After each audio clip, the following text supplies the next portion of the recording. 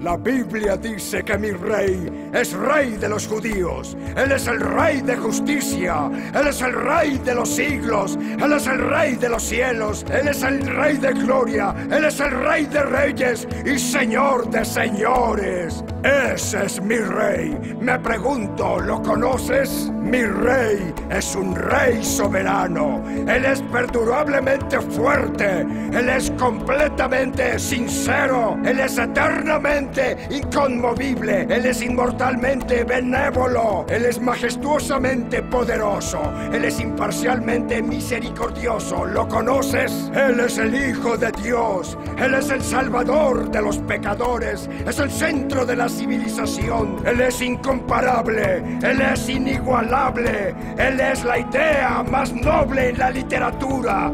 Él es la personalidad más elevada en la filosofía. Él es el milagro de los tiempos. Él es el único capaz de ser el suficiente Salvador. Me pregunto si lo conoces hoy. Él da fuerza al débil. Él se compadece y salva. Él fortalece y sostiene.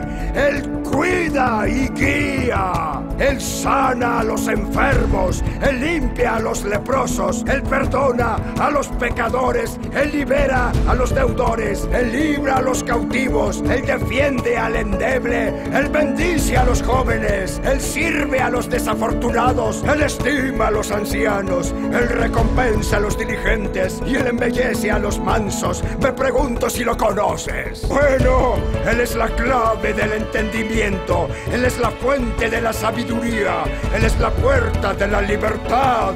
Él es la senda de la paz. Él es la calzada de la justicia. Él es la carretera de la santidad.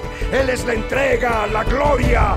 ¿Lo conoces? Bien. Su oficio es múltiple. Su luz es inigual. Su bondad no tiene límites. Su misericordia es para siempre. Su amor nunca cambia. Su palabra es suficiente. Su gracia es vasta. Su reinado es justo. Su yugo es fácil y su carga es ligera. ¿Cómo me gustaría poder descubrirlo? Él es invencible. Él es irresistible.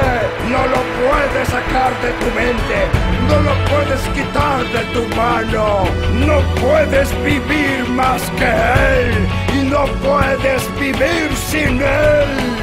Los fariseos no lo soportaban, pero se dieron cuenta que no lo pudieron parar. Pilato no encontró culpa alguna en él. Herodes no lo pudo matar. La muerte no pudo con él. El sepulcro no lo pudo detener.